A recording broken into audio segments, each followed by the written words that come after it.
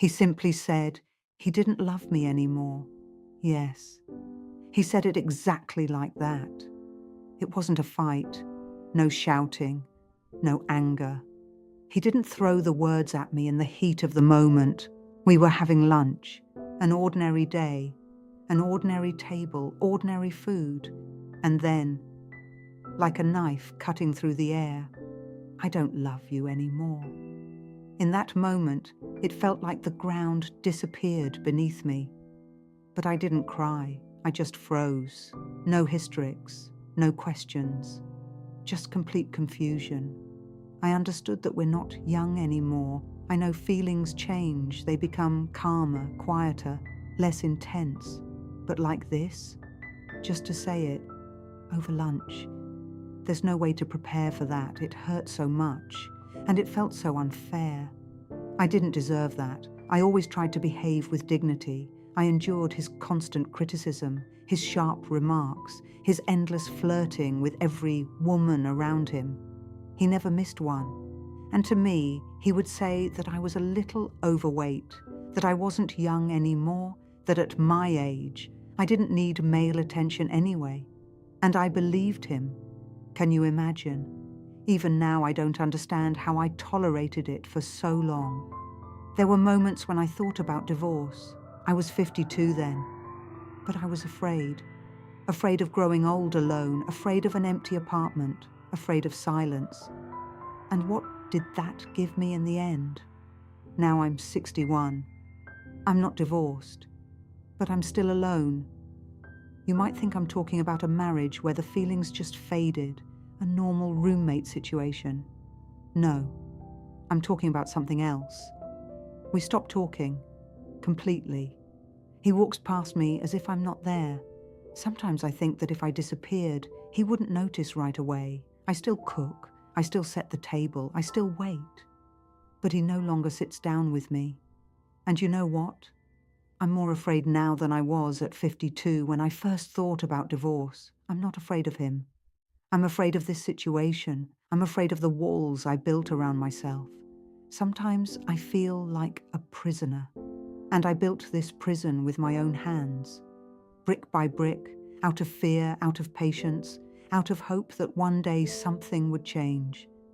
But nothing changed. Only one thing did. He stopped loving me. And now I have to learn how to live with that. Sometimes I wonder, at what point did I become invisible to him? It doesn't happen in a single day. No one just disappears overnight. It's like being erased with an eraser, slowly, little by little. First the outline, then the details, and eventually, nothing is left but empty space. First he stopped asking how my day was. Then he stopped noticing when I got a haircut. Then he stopped looking me in the eyes. And then he simply said, he didn't love me anymore. And you know, that's not even the worst part. The worst part is that I can't remember the last time he held me because he wanted to. Not because he felt obligated, not because we're husband and wife, but because he felt something warm when he was near me.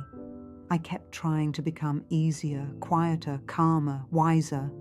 I thought, if I didn't make scenes, if I didn't ask too many questions, if I was a good wife, he would appreciate it. But the quieter I became, the louder the emptiness between us grew.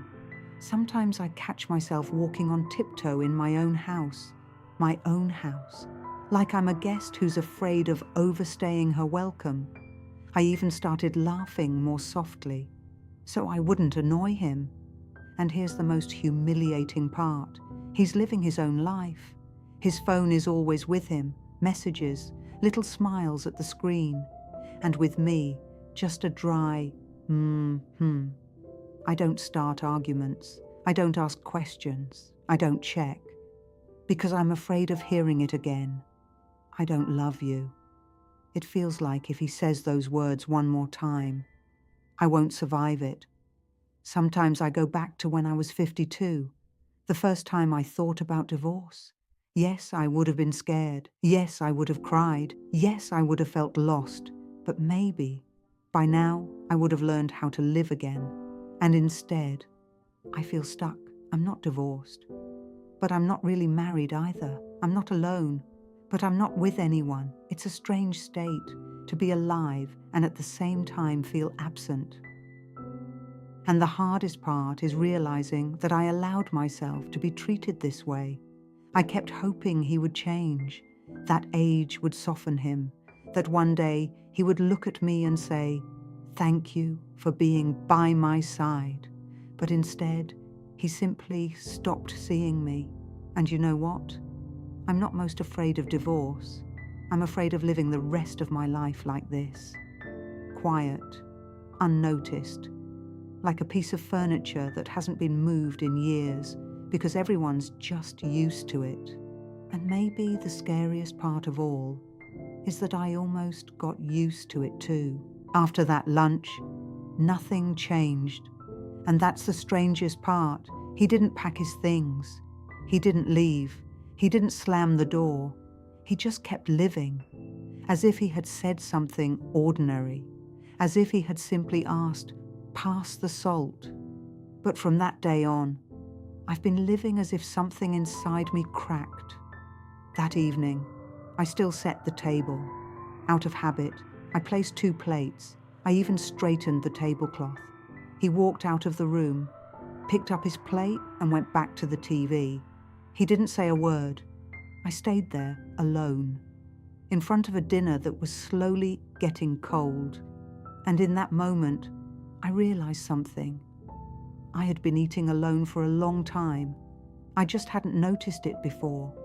We can be in the same apartment and not truly meet once all day.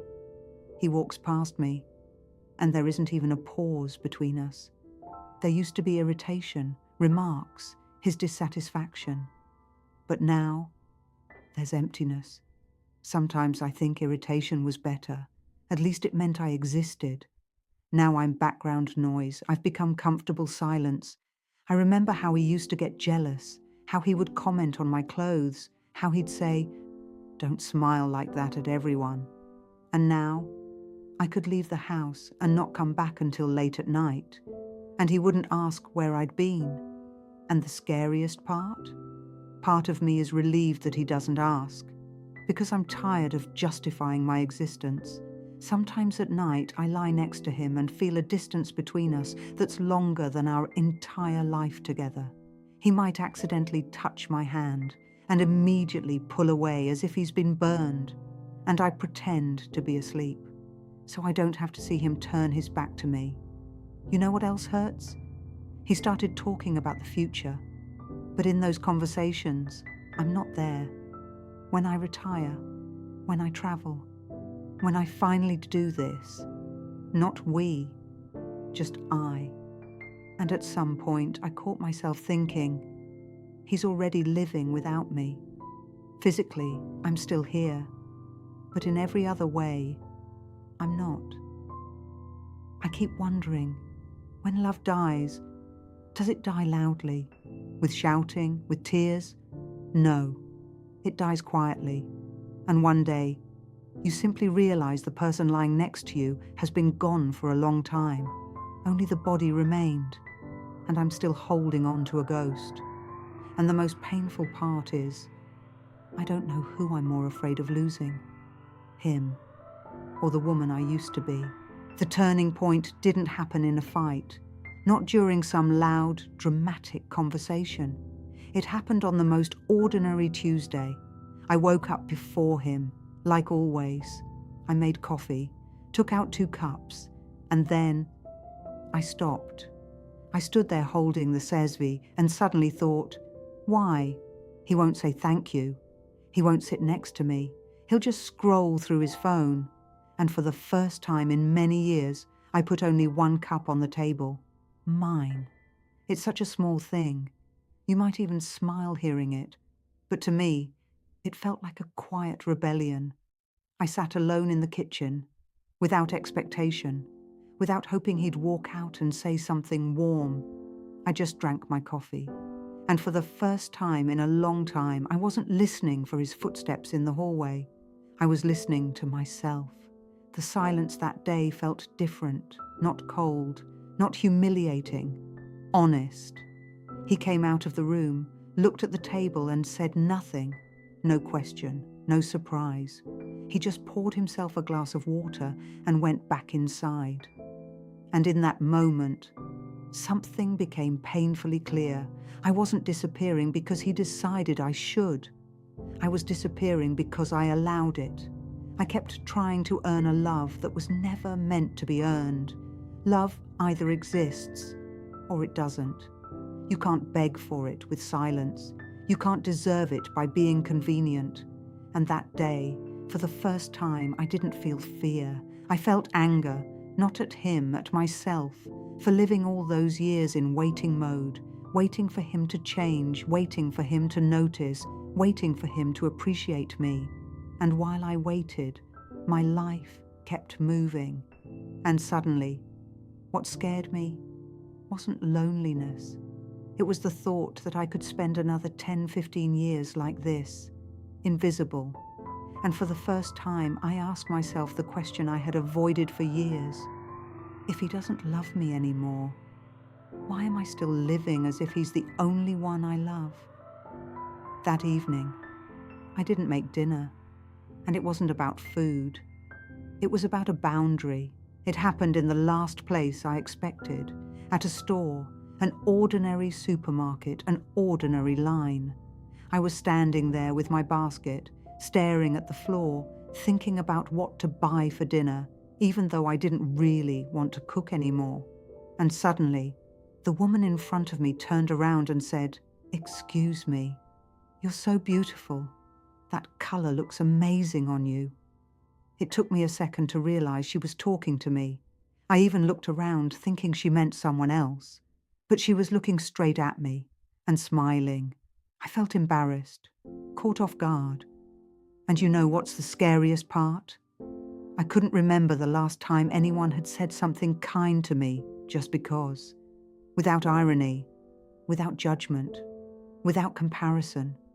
I mumbled something like, "Thank you," and felt something inside me shift.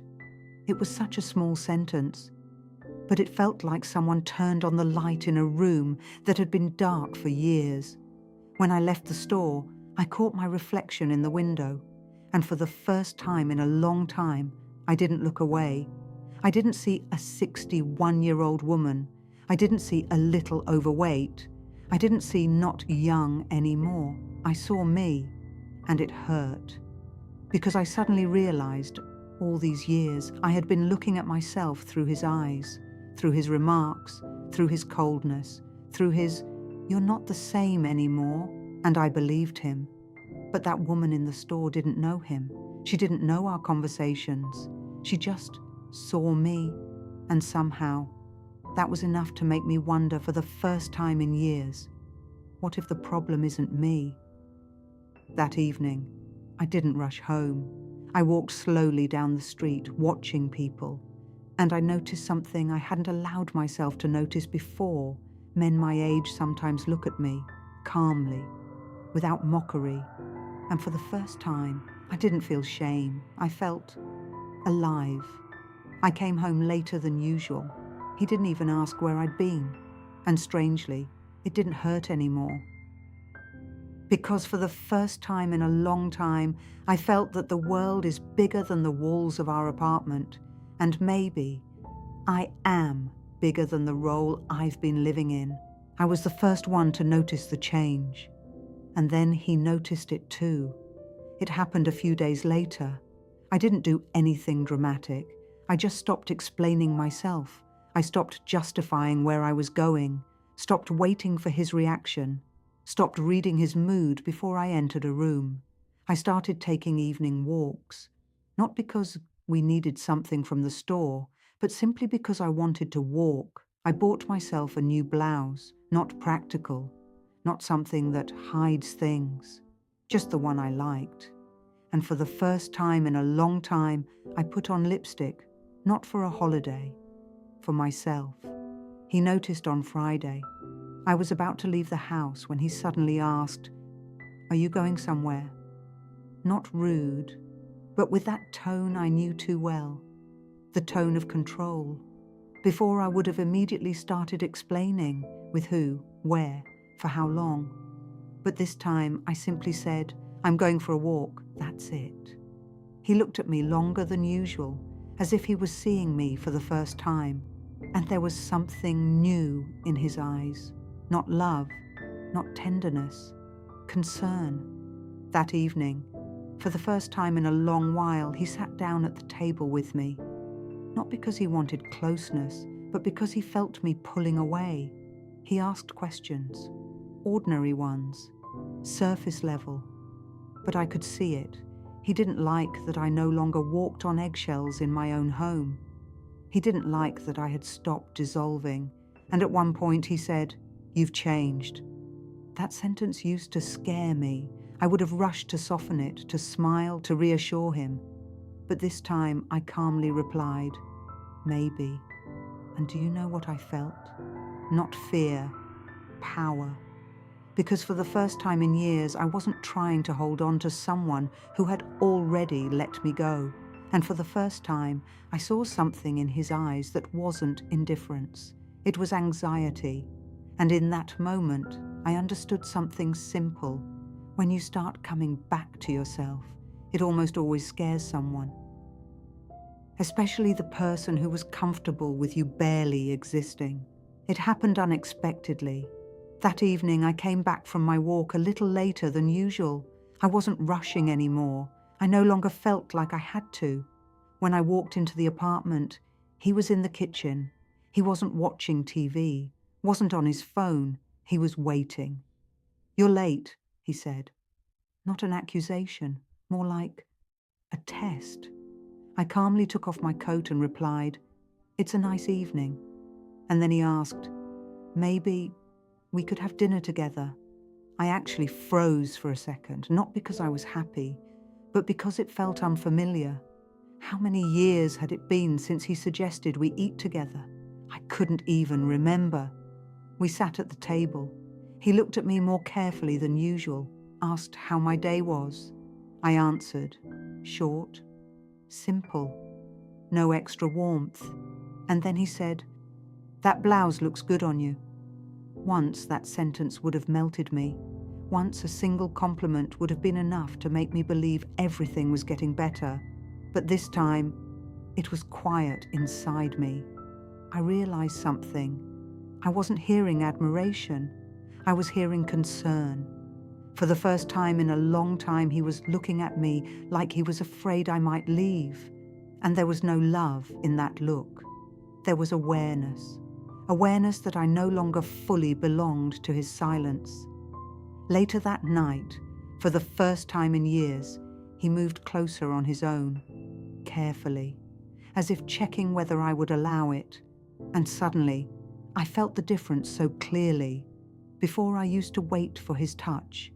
Now, I was deciding whether I even wanted it. It was a strange feeling. Not coldness, not revenge, clarity. He started asking more questions, even smiling sometimes.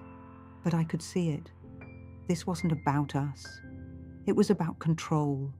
He was used to a woman who was afraid to lose him. Now, next to him was a woman who was beginning to remember herself. And maybe that's what frightened him. Because when a woman stops being afraid of loneliness, she becomes free. And a free woman cannot be contained. I didn't plan that conversation, but at some point, I realized something. If I stayed silent again, I would betray myself for good. It was an ordinary evening. The TV was playing in the background. He was scrolling on his phone, and suddenly I said, "We need to talk." He didn't even react right away. He was used to the fact that serious conversations no longer happened. "About what?" he asked. And for the first time in years, I wasn't afraid of my own voice. About us. About the possibility that maybe we should get divorced. He looked up at me as if I had said something impossible, as if he wasn't the one who once told me over lunch that he didn't love me anymore. "Are you serious?" "Yes." My hands weren't shaking. My throat wasn't tight. I wasn't trying to soften myself. I was simply telling the truth. "You said you don't love me. I don't want to live out of fear." I want to know if there's something alive between us, or if we're just afraid of being alone. He started talking quickly, that I was exaggerating, that at our age people don't get divorced, that everyone lives like this, that it's just a phase. And suddenly I saw something in him, not confidence, anxiety. He wasn't afraid of losing me. He was afraid of losing the life he was used to, the life where I cook, wait, stay quiet. I don't want a scandal, I said. I want honesty. He went silent. He looked at me for a long time and then said, I didn't think you were capable of this. And that sentence said everything. He had never seen strength in me, only endurance. We didn't get divorced.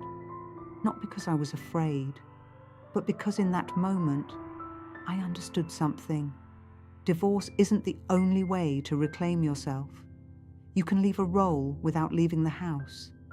From that day on, I stopped walking on eggshells. I don't cook out of obligation anymore, only if I want to. I don't report where I'm going. I don't explain why I smile. I opened a separate bank account, signed up for classes. Started seeing my friends more often, not to punish him, but for myself. He became more attentive, sometimes softer, sometimes still cold. But it doesn't destroy me anymore, because my worth no longer depends on his gaze. I am no longer furniture in my own life. I am a woman, and if one day he says again that he doesn't love me, it will hurt, but it won't break me. Because the scariest thing isn't divorce. The scariest thing is losing yourself, and I am never losing myself again.